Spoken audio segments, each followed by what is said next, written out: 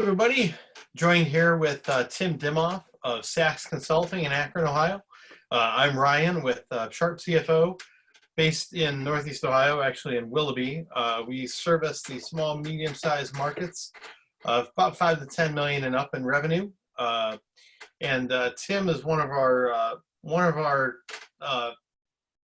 favorite people in our network when it comes to security, and had recently posted something in their blog about 14 ways to bring employees back safely, and it made a lot of sense. So wanted to get Tim in here for a little bit of actual video time to go through these one by one, just to state, some of the best ways to bring people back, because there's been a lot of information about that out there, right? And some of these make sense, and I personally have a lot of questions about them because I'm a guy that has employees. So just kind of wondering, even for myself, how to manage some of this. So Tim, go ahead. What would you like to start with?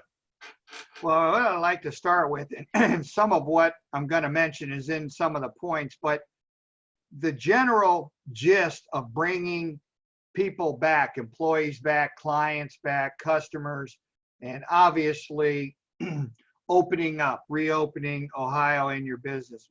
Bottom line is, the golden rule of this whole thing is, first, you got to have in writing what exactly you want your employees to do, to honor. What are the guidelines that you want your employees to do? Put it in writing. Make sure they understand this is how we're going to run day-to-day functioning inside our business, and you can get into all sorts of questions, such as, are you going to let visitors or clients come to your business?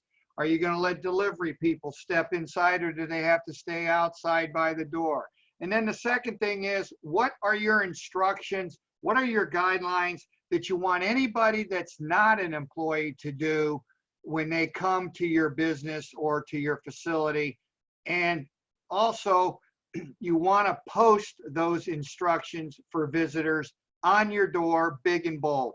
So that's the foundation of these 14 points. So I'll turn it back over to you, Ryan. Sure. No, I mean, and that makes a lot of sense. I think that when I first read it and it said 14 points, I'm like, man, that's a lot of points. But I think that the first one here is, on every external door, posting a one-page document explaining, explaining what the check-in protocol is for people coming in. I think that's real important because it sets the tone for what to expect when they walk in your building, right? And especially for me, in our people as going into other buildings, not everybody's is gonna be clear cut. So I mean, I can appreciate documenting that well. Out of all these, so the second one, which is taking everybody's temperatures, how are you going to do that? Yeah, well, what's happening is there's a lot of gadgets and inventions, but the simple is, most of the places, and especially if they're smaller, they have a little handheld thermometer that you can point at someone's face, and it gives a reading of their temperature. So basically, we're not going to be sticking thermometers in people's mouths and that kind of thing. So they have these nice, really ultra modern, simple to use, point at the face and get a temperature. Now, if you go a little bigger and better, there's now a little tripod that has like a little screen on it, and anybody that walks in the door steps up to the good old duct tape that's on the floor, a little line of duct tape. You're usually about 3 feet away from the screen, just like I'm right now looking at my monitor. And the machine, infrared, takes your temperature and it puts the temperature right on the screen.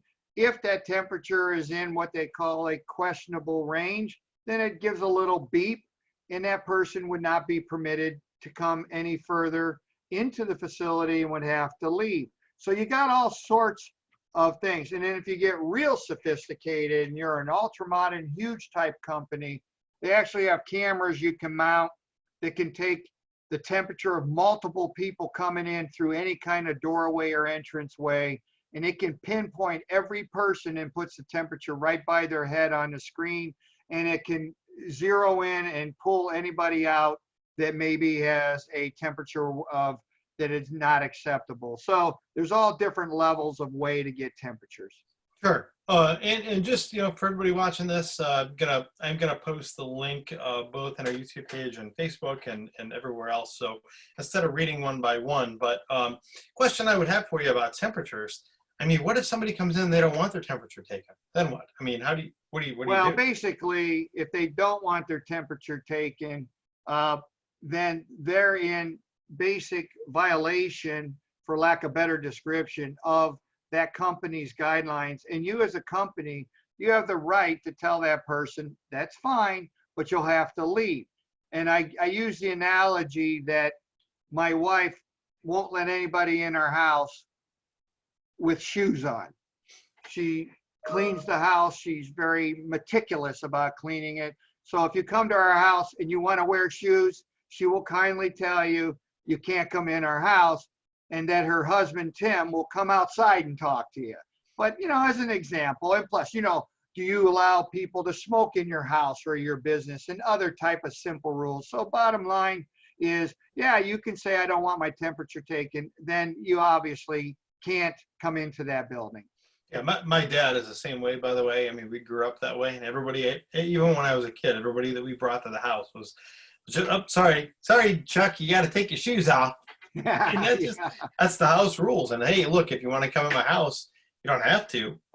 You definitely don't have to. But and so additionally, along that, I mean, who states what an unacceptable temperature is?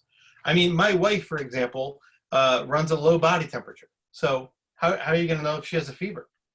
Yeah, well, this isn't a perfect thing, but it's what they call closer to perfect.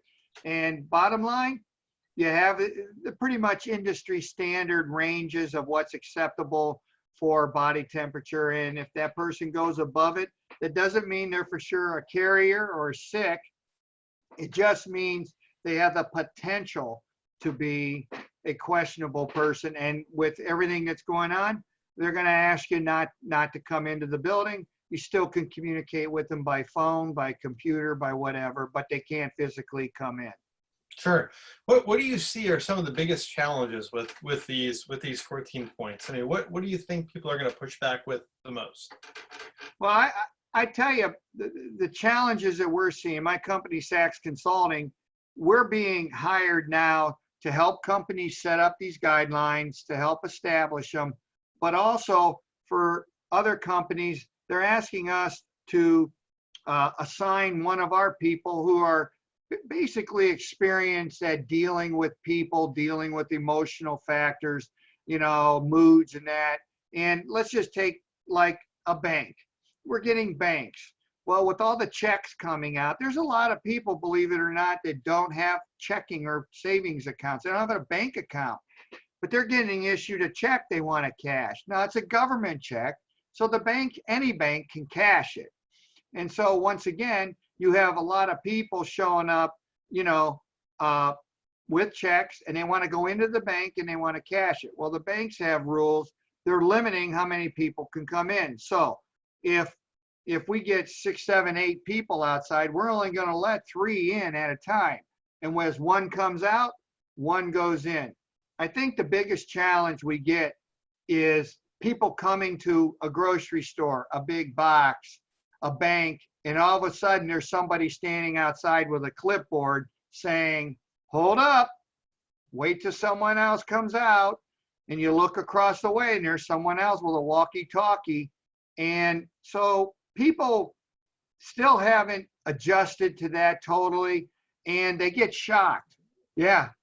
And the other thing is, every place is different. Like, how many people do you think carry a face mask in their pocket just in case they're told they have to have a face mask on to get inside? And yeah, and a lot of people will put a face mask in their pocket, their purse. They really say don't want to wear it, or they didn't plan on wearing it, but they bring it with them. So I think the biggest issue is sort of that control of how many people come in and out And I think the big issue or the challenge is at the door. Yeah. Yeah. So who do you put at the door? I mean, who's the best qualified person to put at the door to police this stuff? Well, depending on the type of business you have, where if it's like a bank or something like that, I honestly think an outside company such as ours, but it doesn't have to be ours, but I really do, an outside company, a security company, someone that knows, basically has experience in dealing with people. The other thing is too, when you have someone in a sport jacket or a security uniform, or they have a lanyard or a badge, or they have a shirt on that it says security, I think it sets the tone, and the challenges are less because the people say, wait a minute, this is a paid outsider, a professional. This isn't somebody they grabbed inside that used to sit behind a desk and now he or she has to go out and direct people traffic. So I'm of the favor that an outside service really is beneficial. If you can't afford it, or you don't want to do that, or you only have certain hours where it really gets busy, then I think you got to assign somebody inside who can basically handle and deal with talking and knows how to talk to people. Yeah. Yeah, I agree. I mean, I've been around now, like you said. I mean, I've gone to Home Depot and they're sitting there saying, "Nope, yep, gotta wait," and it's.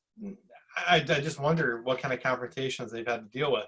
So it does sound like a good idea to maybe get an unbiased third party in there to say, "Hey, we'll help you. We'll help you set up your standards." So yeah, Tim, this has been really great. I appreciate your time here, kind of going through this. I'm going to post your blog article here underneath in the description in where we're going to post it. My name is Ryan with Sharp CFO. Tim, how can people get a hold of you? Well, it's very simple. It's Tim Demoff, and you can Google us, Tim Demoff, or SACS, SACS Consulting. We're in there, and we got lots of ways to communicate like everybody else. And I appreciate it, Ryan, and I appreciate your service. And I know that you're helping a lot of people and companies to figure out their finances right now, because that's your expertise. And if there's one other thing besides security that companies are dealing with, it's the money issue. So, I would tell people to reach out to you for that also. Right. All right. Great. Thank you very much. Thank you. Have a great